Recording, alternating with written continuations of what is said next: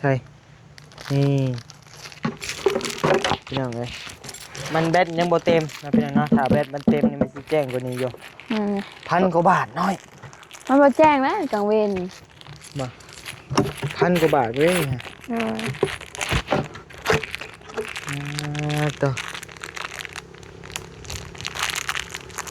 ไปใช้ปิดอะไรเนาะเราอยู่ไปเยอะไปเลยห้องดังโว้เอามีแนวสิให้มีเอามีแนวสิให้รับตาก่อนปิดตาก่อนมีแนวสิให้เอามือปิดเลยน้อยโอ้แสงสุดเซลล์เลยเสียงสว่างโซลาร์เซลล์พี่น้องเอ้ยขอบใจหลายๆเด้อไปแก้เบิ่งมึงดูใช้งานเป็นอยู่บ่ไปใบเป็นนัวบ่นะนั่นแหละนัวเลยครับมีแต่ติดตั้งแล้วบัดนี้บ่ติดตั้งกันเอาไปขึ้นไปหลังคาพุ่นแล้วทันใดก็ยังบ่ลงนี่เอากันไดไปจับใส่ในหลังคาพุ่นบ่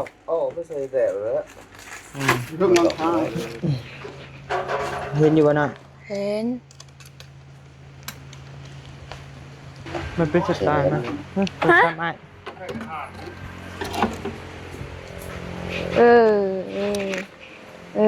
นี่นี่โอ้ยแจ้งมันขึ้นมือแรงพี่น้องเลยมันชาร์กไปไฟแดงขึ้นเลยไปตัวซับไอ้ไปในพันอยู่ดีไม่แห้งเนาะอยู่เป็นลมโพลมไส้ให้ลูกให้หลานตลอดไปได้ไหมเด้อเนาะความเจ็บกับโบให้ได้ความไข่กับโบให้มีได้ไหมเด้อเนาะปรารถนาสิ่งใดขอให้ได้สิ่งนั้นสมความมุ่งมั่นปรารถนาอย่าเจ็บอย่าจนลำรวยๆได้ไหมเด้อเนาะ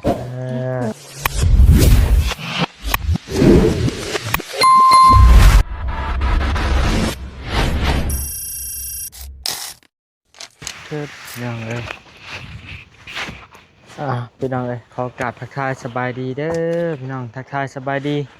อยู่เฮือนอยู่ซ่านน้องน้อยนะพี่น้องเนาะมาผมมาพอกับบาวนิวอีกแล้วพี่น้องเอ๋ยมาผมมาพอกันบรรยากาศช่วงเที่ยงนะพี่น้องเนาะมื้อนี้ทางบาวนิวก็เดินทางมาขี่รถจักรมาผู้เดียวนะพี่น้องเนาะแต่ละมื้อก็ขี่รถใหญ่มากับไอ้ต้ามามื้อนี้ก็ขี่รถจักรมาพี่น้องเอ๋ยเนาะเพราะว่าทางบาวนิวนี่ส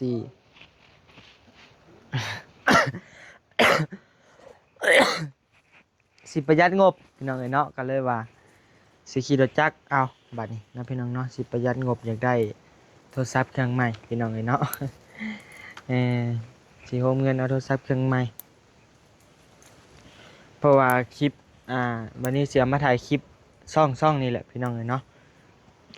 ปัจจุบันนี้บัดนี้เอาโทรศัพท์หน่วยเก่าถ่ายพี่น้องเอ๋ยเนาะก็เลยว่าอยากได้โทรศัพท์โหมดเดียวกันนี่นะพี่น้องเบิ่งเด้อแป๊บนึงอยากได้โทรศัพท์แบบนี้พี่น้องเนาะHTC Ultra นี่พี่น้องเนาะอยากได้นะ HTC Ultra ราคา 20,000 นี่แหละประมาณ 20,000 มือสองพี่น้องเนาะอยากได้เป็นมือสองราคา 20,000 บาทอยากได้รุ่นนี้แหละ เพราะว่าอันนี้หน่วยเก่าบ่นิ้วพี่น้องเนาะเพราะว่าอยากได้มันเป็น2หน่วยนะที่ว่ามันถ่ายคลิปงามๆแน่พี่น้องเนาะตัดต่อไวๆพี่น้องเนาะตอนนี้กันนี่เด้ยังคาโหลดคลิปอยู่พี่น้องเนาะเพื่อสิได้ลงให้พี่น้องได้เบิ่งนะไปเพิ่นโหลดคลิปก่อนพี่น้องกะโอเคเลยจะโอเคเลยมื้อนี้บัดนิวซื้ออันนี้มาพี่น้องเนาะเดี๋ยวแป๊บนึงคือในคลิปที่แล้วแหละแล้วพี่น้องเนาะชึบแผงโซลาร์เซลล์พี่น้องเนาะพี่น้องเลยพี่น้องเลยเนาะก่อนอื่นนั่นก่อนเชียนยังไปได้กับมิเตอร์ขอกราบทักทายสบายดีผมมีพี่น้องหมดทุกคนเด้อบ่ว่าอยู่นอกในและต่างประเทศนะพี่น้องเนาะบ่ว่าจะเป็นประเทศไทยและประเทศลาว และต่างประเทศเนาะก็ยินดีต้อนรับกับช่อง YouTube บานิว Channel เด้อพี่น้องเด้อนะพี่น้องเนาะก็ฝากพี่น้องกดติดตามให้บานิวแน่นะพี่น้องเนาะให้มีกำลังใจสู่ทำคลิปช่วยเหลือประชาชนทุกอย่างอีกต่อไปนะพี่น้องเนาะก็ฝากคอมเมนต์ให้กำลังใจพร้อมนะพี่น้องเนาะครับพอมีกำลังแห่งใจอีกแห่งใจหนึงนะพี่น้องเนาะสู่ชนนะพี่น้องเนาะโอเคพี่น้องเอ้ยเข้าเรื่องเขาต่อนะพี่น้องเนาะ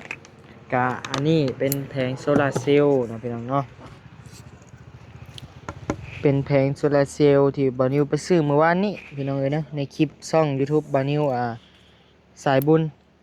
สะพานบุญนั่นแหละพี่น้องเอ้ยเนาะบานิวไปซื้อมาเข้าไปเบิ่งคลิปอยู่ช่องน่ะก็ได้นะพี่น้องเนาะอันนี้แม่นช่องสำรองของบานิวเด้อพี่น้องเด้อที่ถ่ายปัจจุบันนี้นะพี่น้องเนาะบานิว Channel นี่เป็นช่องสำรองช่องหลักของบานิวคือช่องYouTube บานิวสะพานบุญนะพี่น้องเนาะพี่น้องเอ้ยแล้วก็มีช่องสำรองอีกช่องหนึงเป็นช่อง YouTube บ่าวนิวลูกชายหล่าสายบุญนะพี่น้องเนาะประมาณนี้พี่น้องเอ้ยก็หลักๆก็มีแต่ช่องนี่แหละบ่าวนิวได้ลงคลิปตลอดนะพี่น้องเอ้ยเนาะช่องบ่าวนิว Channel กับช่องบ่าวนิวสะพานบุญนะพี่น้องเนาะ2ช่องอันนี้ก็บ่าวนิวซื้อมาจากพี่น้องพู้นแหละแกมาซื้อให้น้องน้อยแต่ว่าให้ทั้งพอสร้างเพิ่นใช้ก่อนนะพี่น้องเนาะให้กระปะแม่นในเฮือนในชานนี่เลยพี่น้องเอ้ยเนาะ โอ้ยเป็นยังวะพระจงขวัญ น้อยไม่นี่คอเจ้านางน้อยมาเบิ่งมึงดูนี่ของใหม่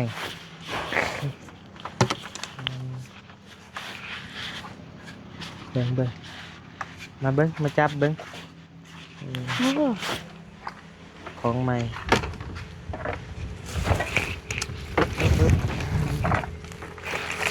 ไปเด้อ โดยสบายดีเห็นอยู่บ่ล่ะกล้องเห็นอยู่บ่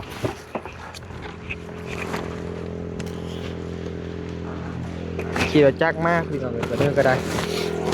เป็นมัดเดี๋ยวนี้ก็ได้แต่ก็ไม่หวันพี่น้องก็ มันเป็นแผงนั่นเนาะพี่น้อง เอ้ารีโมทมันดีวะ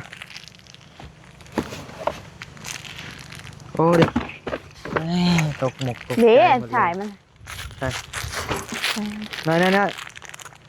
ใช่นี่พี่น้องเลยมันแบตยังบ่เต็มนะพี่น้องเนาะถ้าแบตมันเต็มนี่มันสิแจ้งกว่านี้อยู่1,000 กว่าบาทน้อย มันมาแจ้งนะกลางเวร มา1,000 กว่าบาทเว้ยต่อ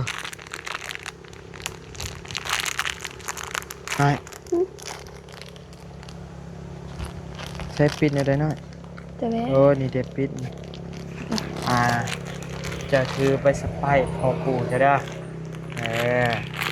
แนบตรงนี้ก่อนสักชิบ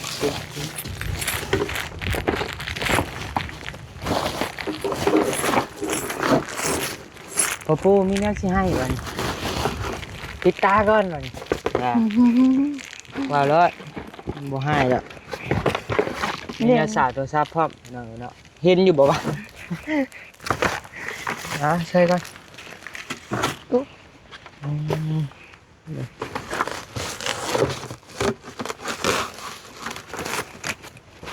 ไปนะปูมีแนวที่ให้วันนี้ ใช่แล้วเวลาให้กินอยู่ได้กินอยู่ ไปแล้วนะ ใช่แล้วเฮ้ยฟุกเราอยู่ ไป ไปเยอะ ไปเลยไป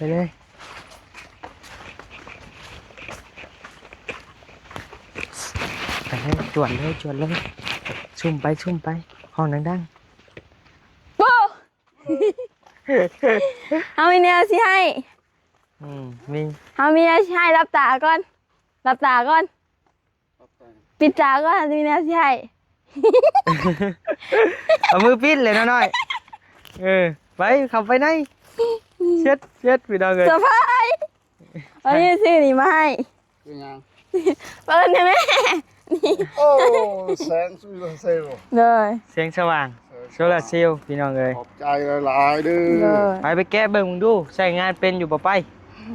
อืมใบเป็นนัวบ่นะ นั่นแหละ นัวเอา นั่นไง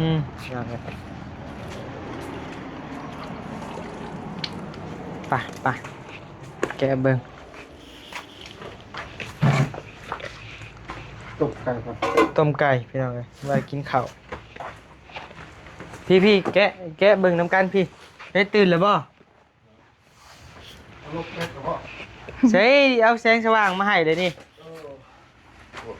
ว่าอยากได้แสงสว่างนะ ได้หรอพ่อ เด้ ซื้อว่าเซลล์อ๋อที่จะติดเด้ มีแต่ติดตั้งแล้วบัดนี้ เดี๋ยว บ่ติดตั้งกันเอาไปขึ้นไปหลังคาหมดแล้ว ทันใดก็ยังบ่ลง เด้เอากันไดไปจับใส่ในหลังคาผมบอก อ๋อไม่ใช่แต่แล้ว เรื่องหลังคาเลย โอ้ลม นี่ไต่บันไดขึ้นไป รถตามไปก็เอาไปแล้ว ลมบุฟัดตกบ่ มันมีน็อตอยู่ ไม่ลุมจะได้ เออ ไม่ลุงก็ได้ มันบล็อกอันนี้หลังมันบล็อกอันนี้ เขาตัวนี้เอาไปแล้วว่า ไผย่อไป เอาไว้พอเป็นอันนั้นเดี๋ยวมันแล้วก็ บ่ได้จับมันอยู่เทิงรถเพราะว่ามือแรงหมดเจ้าก็สิมือ แวะมันกลับ มันบ่มีไฟนอน เอามันสิบ่ตกบ่เลย เอ้าก็มันมีขามัน มีขามีน็อตกลับเด้ มันไปตกเนี่ยแผงโซลาร์เซลล์มันมีขามันเองได้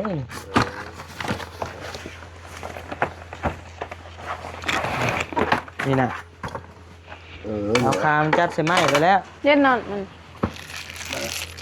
ถ่านมันนี่ถ่านมัน ผ่านมันไปนี่น็อตมันนี่ประกอบใช้ผิดเบื้อง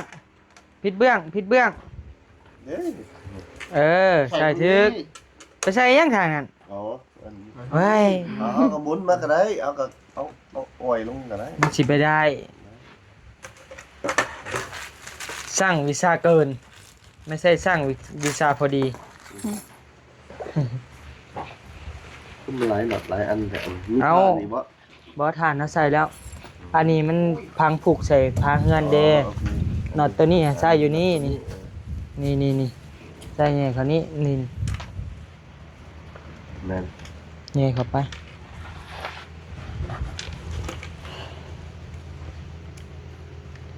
ก็คือตัน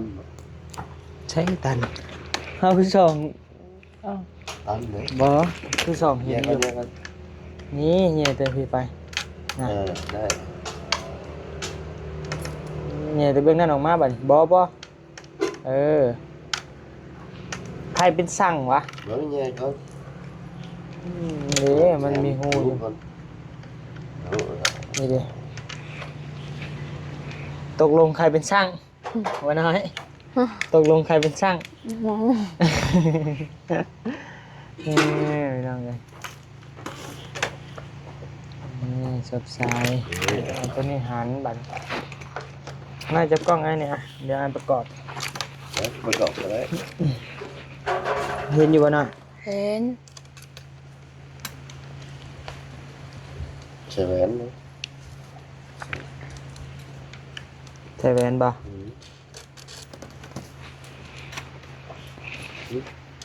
คือใหญ่แต่หนอด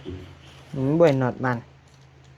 นี่น็อตมัน ตัวนี้ อืม เฮ้ยเนาะ เป็นได้เดี๋ยวนี้เหรอ คือบ่บอกว่า บ่ไปเห็นยังมากคืนนี่จังหวะคือว่า มันปวดหัวอยู่คือบ่สบายสมองจังเลย อืม หัว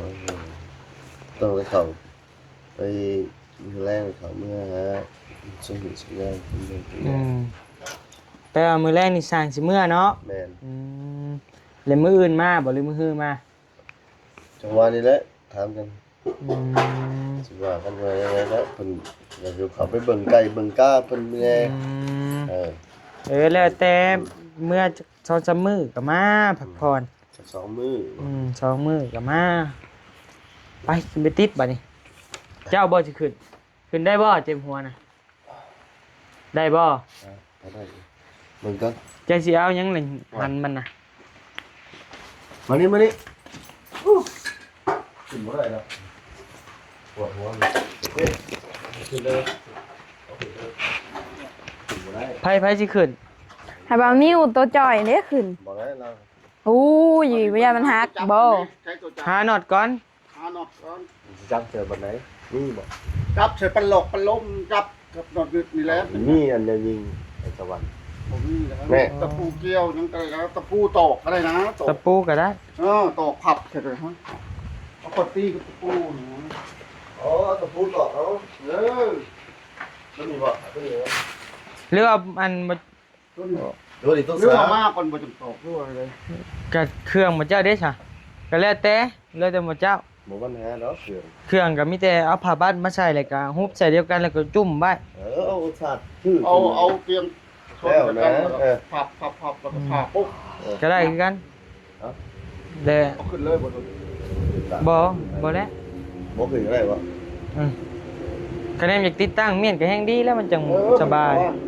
คะแนนว่างเลยติดตั้งไว้แล้วแหละ พักก่อนเลยพักก่อนเลยจนเข้าหน้าคนก็ได้ ตัวนี้เจ้าก็จับขึ้นเมียนอยู่เทิงเลยเขาจังบ่หลัก เออ บ่ใช่มันยากเอาไปเมียนผู้จับเมียนอยู่เทิงคือตัวนี้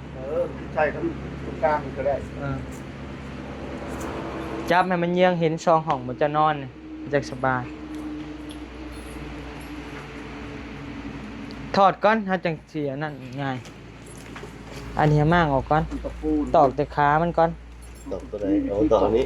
ตอกปูกันละนะครับจังเลย เอา บ่มีวิธีตอก บ่แล้วต้องมั่งมาก่อน โอ้กระเจก็บ่ได้มีเลย บ่มีกระแจบ่คิมบ่มีบ่ กระเจบ่มี โอ้ยบ่ตอกก็ได้เสือกมัดก็ได้ตัวนี้มัดอยู่เทิงนี่ เด้กอไว้เลยกระปูนี่ก็ได้ มัหย่อนข้างล่างก็ได้ มัดหย่อนมาเดี๋ยวนี้มันก็แจ้งมาสอง เสื้อมัดย้อนนี่ติดกลาง มัดเดี๋ยวนี้เลือกก็ได้นี่ เดี๋ยวเสากลางนี่ก็ได้นะนี่กูบอกกูบอก โยนลงมานี่คือแล้ว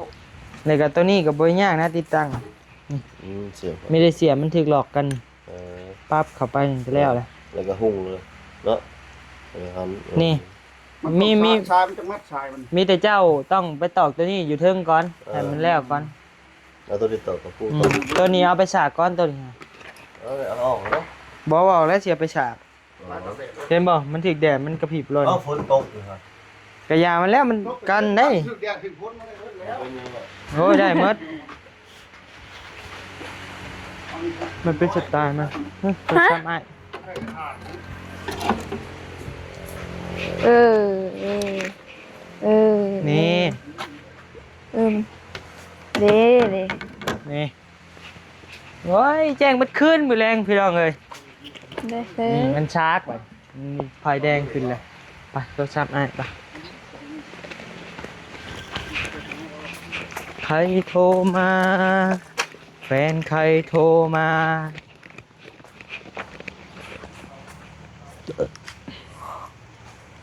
โอ้ไอ้ยาว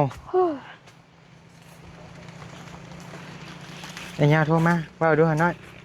ฮัลโหลถ่ายคลิปอยู่นี่ติดอยู่บ่กำลังยัง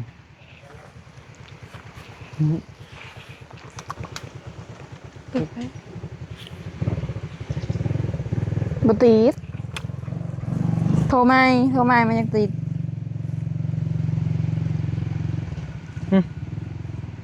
เออเป็นแบบของเฮาเลยเนาะ อ้าวโทรศัพท์อ้ายเป็น เป็น บ้า แบบของเฮานี่ก็แบบคือขาสายนี่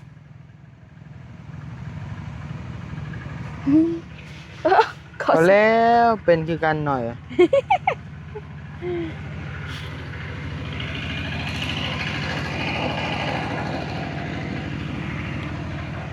อืม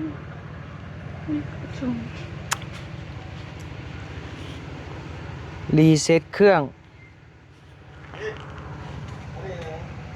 ฮะเอาใช้ซาก เปิด ตัว เม นะ นูตัวเลือก ซากโทรศัพท์ซากโคม เวลาเฮาบ่มีแบตโทรศัพท์กระชากน้ำมันได้คือกัน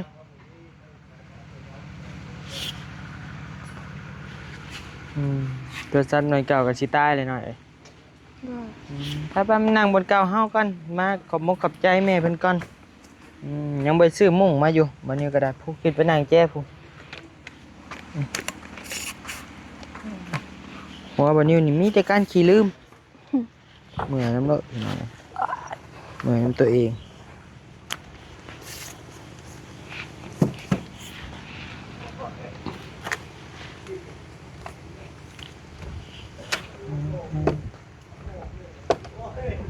จะไปนั่งเบิกลูกน้ำไปสินั่งเบิ่งอึ๊บอึ๊บต่อ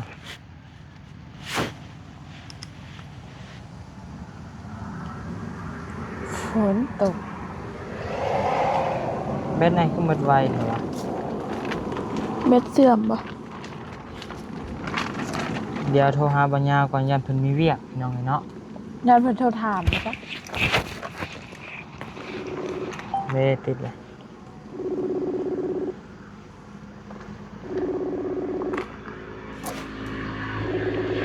ยานายเพิ่นมีเวียกพี่น้องเนาะก็เลยโทรถามก่อน